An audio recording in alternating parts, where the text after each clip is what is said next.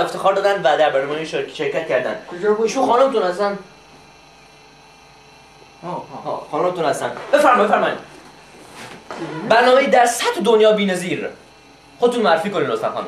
من به نام خدا، من نسرین خاجیلو هستم، دارنده دیپلم اقتصاد از دانشگاه اکسفورد زرت. بسم شما خودتون معرفی. من آقای در هستم، کشته سلاح‌های هسته‌ای گلبافت احسنت. نیوکلیر وپنز.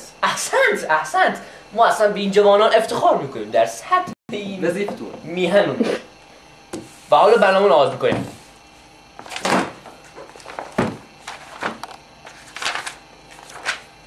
تأسیس اختراعش که اولین دوره مسابقات معلولین در چه سالی آغاز شد؟ شما شرکت کردن؟ یاد میدم. چیکار کنید؟ سال گاونه بود. سال گاو؟ نه متاسفم. شما به یه مورد دیگه مثل اشاره کنید.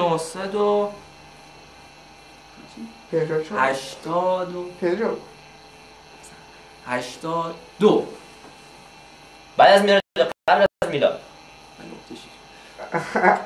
اواسط. احسنت. واقعا افتخار میکنم به یه همچین هوش و ذکاوتی. سوال بعدی. حالا 500 درس. اولی سوال رو شما دادم. دستون در. خیلی ممنون از خود زحمت.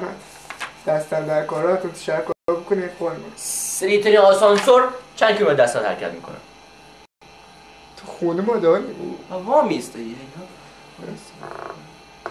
استکاک هم به اصطلاح در نظر گرفت. بله استکاک 100%. استکاک هم در نظر 2 متر بر سانتی متر مکعب. احسن دقیقاً.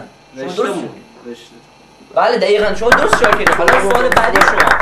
می‌خوام از خوبی دانشگاه پوست کردن تخم مرغ چیست؟ دیخان. ای بابا. والا دیمالی. ایرو شده. ما دیدیم. نمیشه نه شما جواب بده. 5 ثانیه فرصت دارید. نه. پوست کردن به حساب عملیه. دیگه احتمال شد بخش شما هیچ نمیگیره.